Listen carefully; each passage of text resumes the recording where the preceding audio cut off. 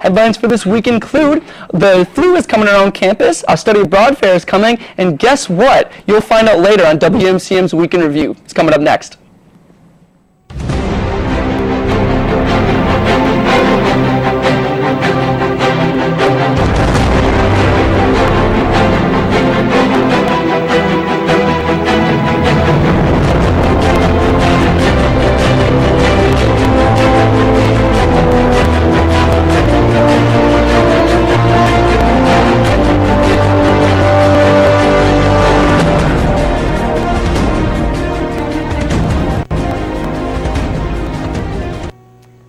And thanks for watching WMCM's Week in Review. I'm Ann Drews. And I'm Peter Lenz. In times of adversity, the friends you make in college can be there for you in ways you never would have thought. UWL alum Trisha Farler moved to Texas 3 years ago, and when Hurricane Harvey debilitated their Texas neighborhood, the Farler family needed somewhere to go. The first person Trisha thought to call was fellow UWL alum Darlene McLean. The two met more than a decade ago while on the UWL gymnastics team. When Trisha called, McLean told Farler that they were ready for them with doors wide open.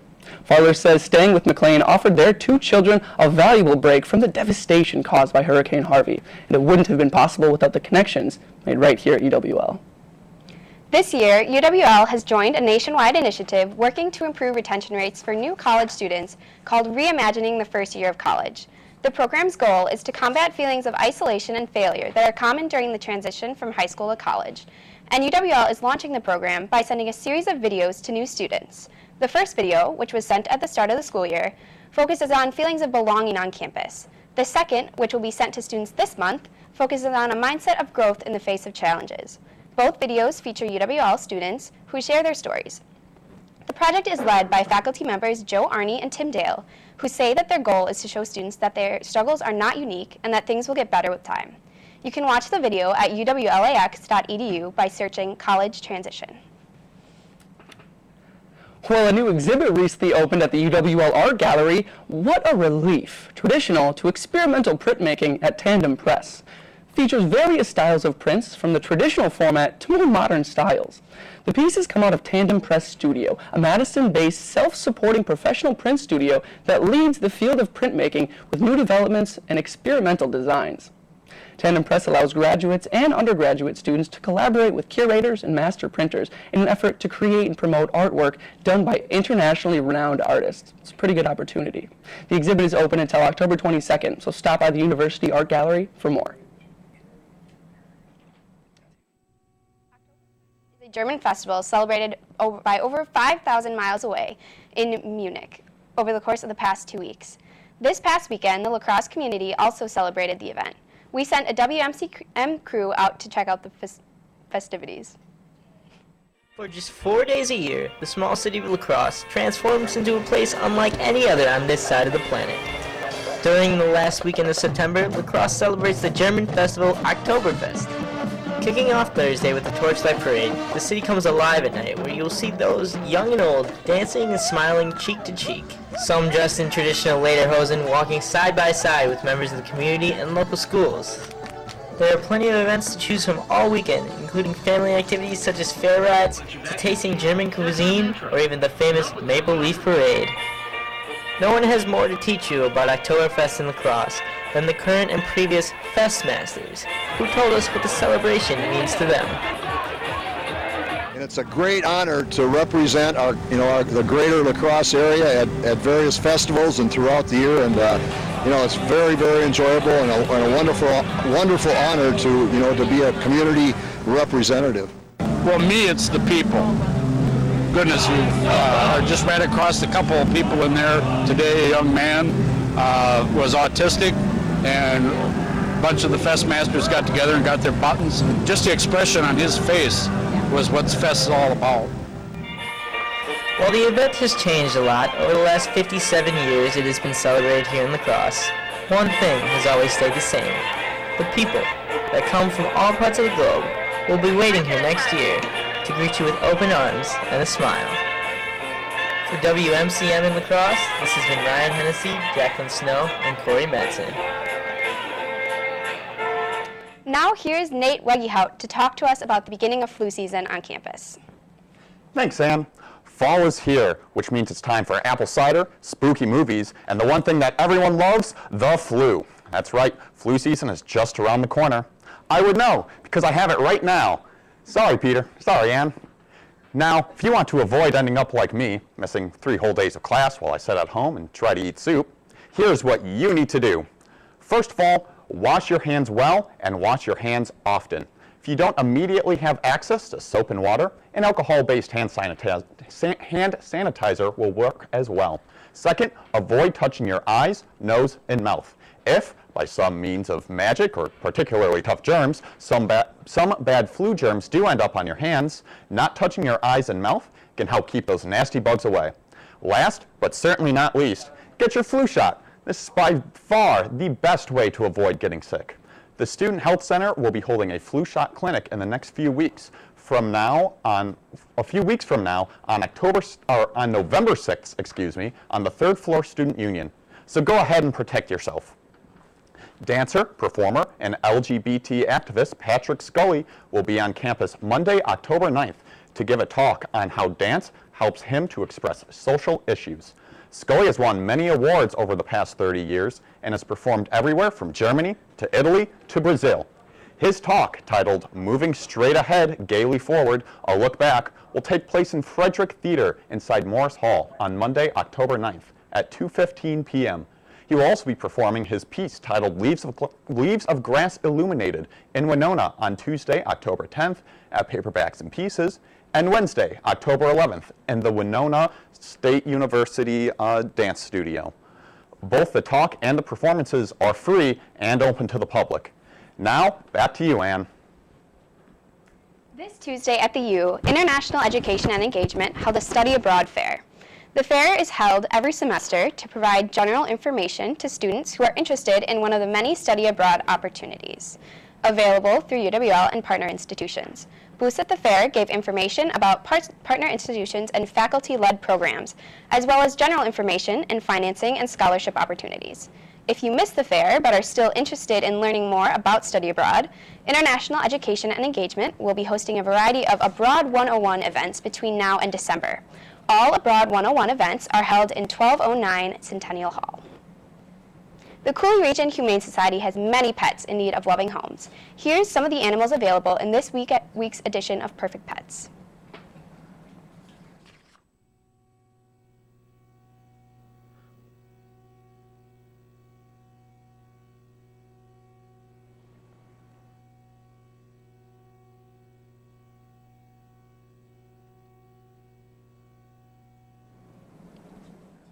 Well, we don't have too many perfect pets for you, but I like to think that I'm pretty cute and fluffy myself, so we're just going to keep on with the news.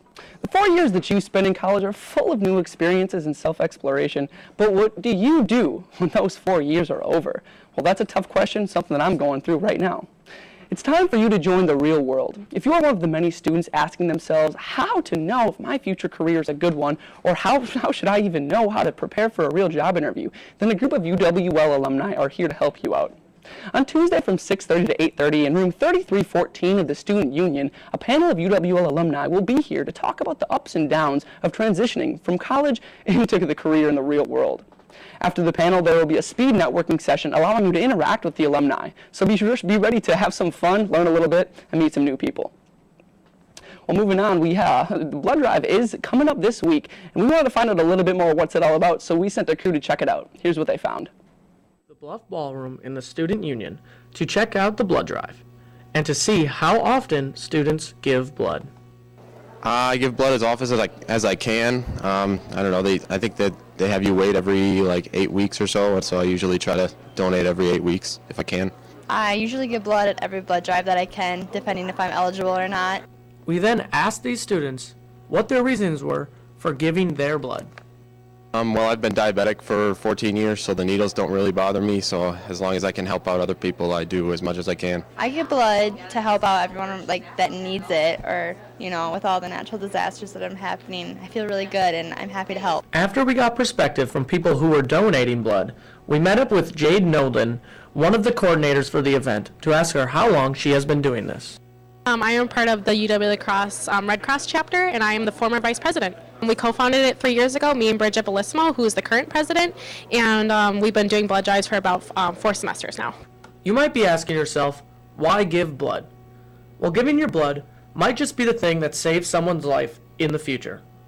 Also, the Red Cross has set up complimentary refreshments for those that have donated blood, so it's also a great place to go for a snack. So if you are interested in giving blood in the future, here is Jade to tell you when the next blood drive will be. The next blood drive is going to be around December. For WMCM, this has been Miles Garvey and Emily Fairbrother. UWL students can expect to see and hear a lot more activity on campus tomorrow through Sunday, as it is time for the annual celebration of Family Weekend. Check-in begins at 3 p.m. tomorrow at the information desk in the U. At that time, families can pick up tickets and other materials for the weekend.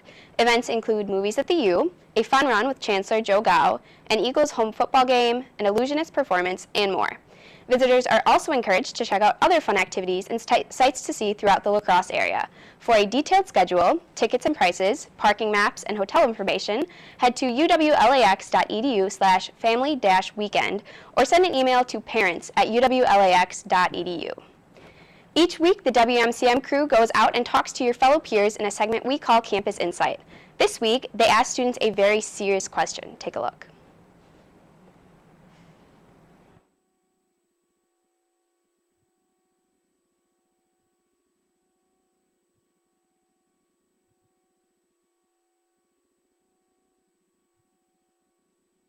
We're here, La Crosse, Wisconsin, by the clock tower, and there are a lot of pressing issues in the world today, but I want to ask you, how do you feel about pumpkin spice?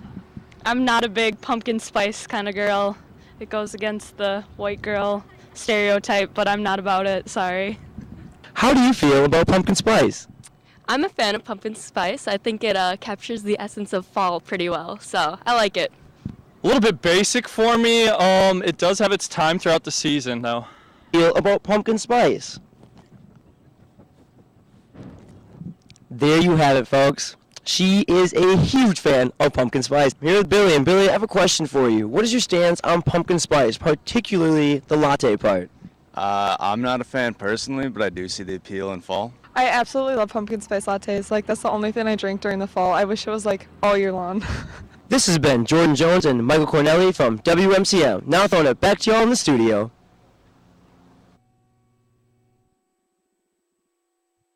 Look for the WMCM crew around campus for a chance to have your opinions heard on next week's Campus Insight. And now, here's David Gasper with a review of the movie Kong, Skull Island. Thanks, Peter.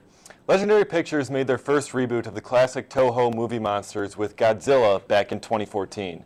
Now they came back with their adaptation of King Kong. For the movie, the company in charge of the expedition, Monarch, goes to Skull Island at the end of the Vietnam War just to see what could be hiding on this uncharted island. Let's take a look at the trailer. It's a survey job. Just chopper them in and out. Be a joyride.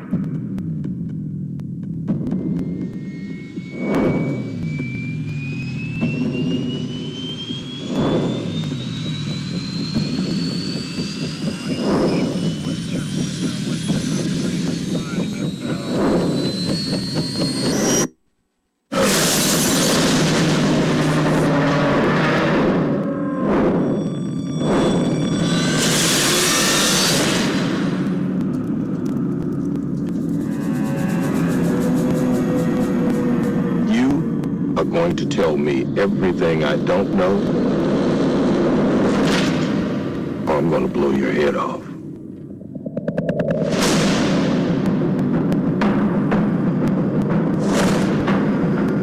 This planet doesn't belong to us.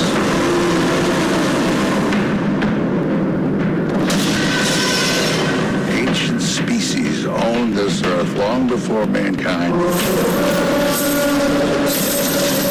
I spent 30 years trying to prove the truth. Monsters exist. You don't go into someone's house unless you're picking a fight. What you're looking at is the a monster from some bygone era. It's time to show that man is king.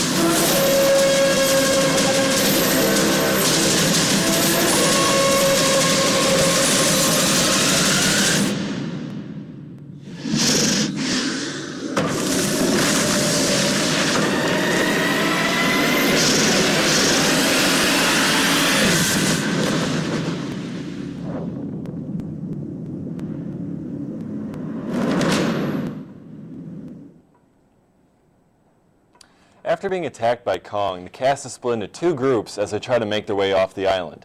Conrad, played by Tom Hiddleston, and his group encounter a World War II pilot, played by John C. Reilly, that crash-landed on the island back in 1944. Kong Skull Island was an action-packed movie that showed Kong early and often, unlike Legendary's adaptation of Godzilla. I'm proud of the way this movie took a different route from the standard King Kong script, where he kidnaps the only woman in the movie, gets taken to New York, climbs a building, and gets shot. Instead, director Jordan Vogt Roberts keeps the action on the island, where Kong and the cast need to fight off the Skullcrawlers. King Kong is also much bigger than previous versions, and in the movie they state he's still growing. This will set us up nicely for the highly anticipated Godzilla vs. Kong movie set for release in 2020. Also, at the end of the credits, there's a scene where Conrad and Mason, played by Brie Larson, are in Monarch headquarters where Brooks, played by Corey Hawkins, explains that there are more monsters out there as he shows footage of other original Toho monsters, Godzilla, Rodan, King Ghidorah, and Mothra, which leads directly into the 2019 release of Godzilla King of Monsters. Stay tuned to WMCM. Chief Meteorologist Amber Meyer will be back with this weekend's weather.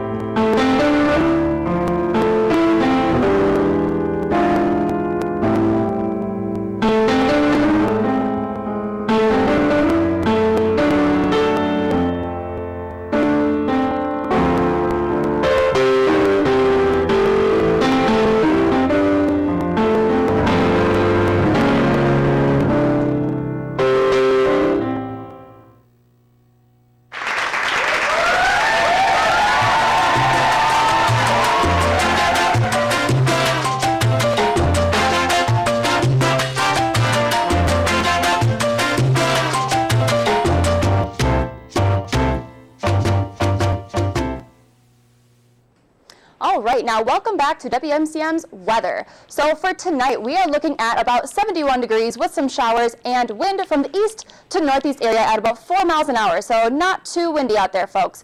And now moving on to tomorrow, the favorite day of the week, Friday. But more showers are in sight. 64 degrees, so also a bit cooler, and wind coming from the east at 9 miles an hour then.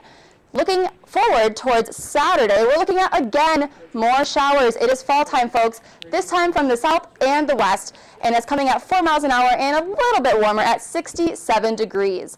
Now for Sunday, to cap off the weekend forecast, we're looking at finally some sun out there, folks, 76 degrees and just a little bit of wind, 9 miles an hour from the south, and it is going to be a beautiful day, so make sure you folks get out there and enjoy one of the probably last nice weekends of the year, all right? Now, stay tuned. We're going to go take a look at some perfect pets over at the Cooley Region Humane Society.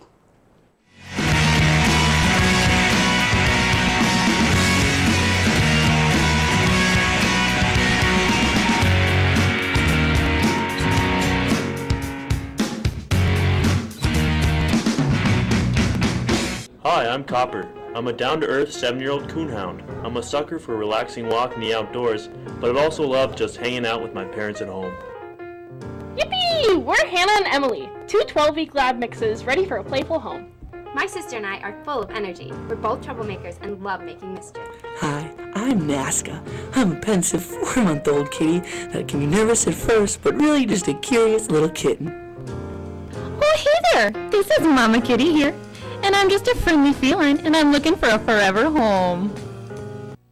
To find out more about adoption for these pets or others, contact the Cooley Region Humane Society at 781-4014. Welcome back to WMCM. I'm Rachel McGraham, and here with me today is Carly Bowles, who is a double major in communication and theater. Carly is performing in the upcoming UWL theater performance, Appropriate. Carly, thank you so much for being here. Yeah, thank you for having me. Carly, first off, will you tell us a little bit about Appropriate? Yeah, so Appropriate is a play that is about a family whose father has passed away, so they come back to their old family's plantation in Arkansas to go through his belongings, and estranged siblings have to deal with some unsettling artifacts that they find that belong to their father. So the whole play is about how people deal with racism. They find out that he was a member of the Ku Klux Klan, so it's kind of a darker show. But yeah, it's a really, really cool, dark show about how people come to terms with their own privilege and racism, so it's important topics. Sounds really interesting.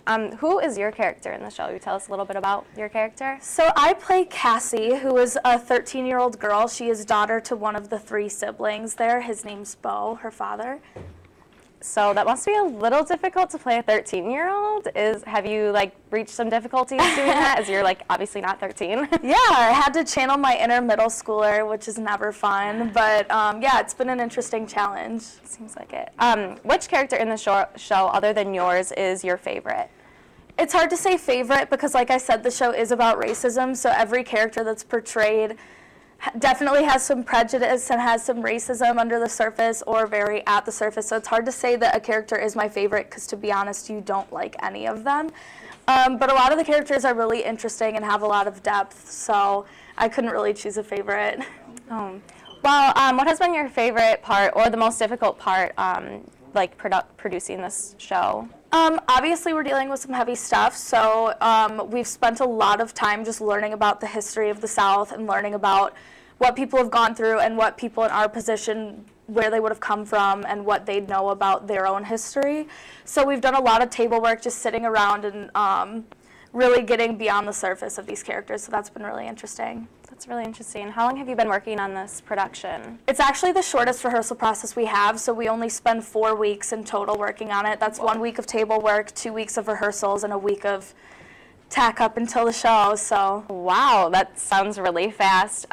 Since you're a theater major, what other productions have you been involved in at UWL? You may have seen me in Singin' in the Rain my freshman year. Last year I was in Vanya, Sanya, Masha, and Spike, and I was also in Company. And this year, later on, you can look forward to A Christmas Carol in the winter time. Wow, that's awesome. How long have you been acting during your life? Since I was 5 years old, I've been on stage. But so the dates for Appropriate are October 13th is when we open, and we're open all weekend, shows at 7:30, and then the weekend following it. And Sunday's performances are matinees at 2 p.m. And how much are the tickets? $5 for students. All right, and last one, what are you most excited for with your performances? Do you have family coming or friends? Yeah, family always comes from Madison, so that's really exciting. But yeah, everyone should definitely make sure to come. All the Theater of Pre students, I'll see you there. Well, thank you so much, Carly, for being here. I wish you a lot of luck with your performances, and I'm excited to see the show. Coming up next, we have sports, and we are going to check out those adorable little pets right now with Perfect Pets.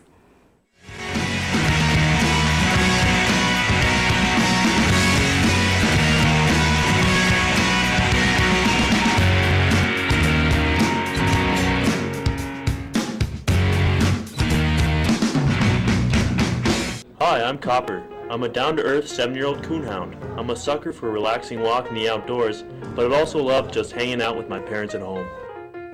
Yippee! We're Hannah and Emily, 2 12-week lab mixes ready for a playful home. My sister and I are full of energy. We're both troublemakers and love making mischief. Hi, I'm Nazca. I'm a pensive 4-month-old kitty that can be nervous at first, but really just a curious little kitten. Oh, hey there! This is Mama Kitty here. And I'm just a friendly feline, and I'm looking for a forever home. To find out more about adoption for these pets or others, contact the Cooley Region Humane Society at 781-4014. And again, the phone number for the Cooley Region Humane Society is 781-4014. Welcome everyone to sports. I'm Alex Tanasio.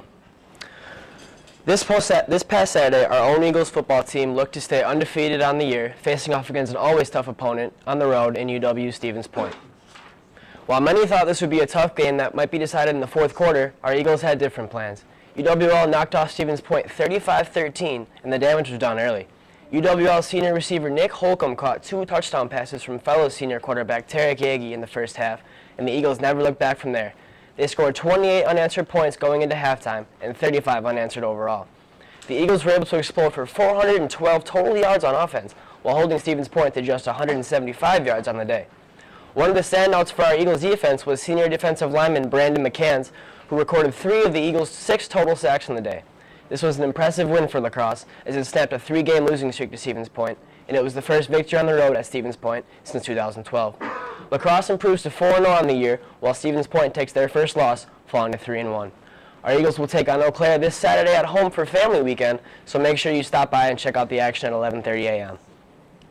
In cross-country news, our UWL men's cross-country team competed this past Friday in the UW Eau Claire Blue Gold Invitational, which was held at the Whitetail Golf Course.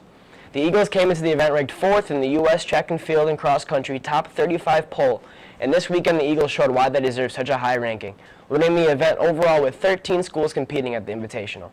In the 8,000-meter course, UWL had 7 top 10 finishers, with junior Thomas Schultz leading the way as he placed 4th overall with a time of 25 minutes, 12.9 seconds. A total of 257 runners completed the course, so to have 7 top 10 finishers is an amazing feat. Way to go, guys. Switching over to the women's side, our Lady Eagles cross-country team also completed in the Blue Gold Invitational, finishing an impressive 2nd overall out of 15 teams, just being edged out by Eau Claire for the title. Senior Rebecca Voss led the way for the Eagles, finishing 5th overall in the 6,000-meter course with a time of 22 minutes, 15.7 seconds. Fellow senior Sadie Kroll was not far behind, finishing 7th overall of 22 minutes, 23.29 seconds. A total of 238 runners completed the course for the women, and just like the men, our Lady Eagles were at the front of the pack. Nice job, girls. It's an exciting time for our men's basketball team as they finally have named a head coach since former coach Ken Cable resigned from the program just a few weeks ago. The athletics department has named Kent Dernbach the interim head basketball coach for this upcoming season. Dernbach was an associate head coach at UW-Stevens Point since 2011, where he had great success and even captured a national championship in 2014. Our athletic director, Kim Bloom, talked about how impressed she was with Dernbach, stating, "I am so impressed with Kent's passion for working with these young men and how that translates into the game of basketball. Kent has a wealth of experience as a coach that enables him to move our program forward immediately. His familiarity with the WIAC will only add to the smoothness of this transition." Dernbach and the team opens its season Friday, November 10th at UW Milwaukee, and the regular season opener will be November 15th against Luther College. So look for big things to come from our men's basketball team this season. And that's all for this week's sports. Big weekend in sports. Are you looking forward to hitting up any of these events coming up? Oh, I'm going to try to go to all of them, support the whole school, you know? I've heard that you are a true Eagle. Is that true? Some like to call me that, and, you know, I'll stick with it. Yeah, not the screaming variety, though. No, of course not. Definitely not. So, how about you? You got any big plans for the weekend? I personally am planning on just sitting and taking a nice gander and absorb some of this nice fall weather that we got. I'm celebrating family weekend. My parents are coming up on Saturday. Exciting. Yeah, should be a good time. Yeah. And so, well, it's lucky that none of us have the flu, but that's about all that we have for you at WMCM. Thanks for tuning in, and make sure that you join us next week, Thursday at 4:30, just like always, Campus Channel 200 and Digital Cable Channel 989. Thanks for stopping by, guys.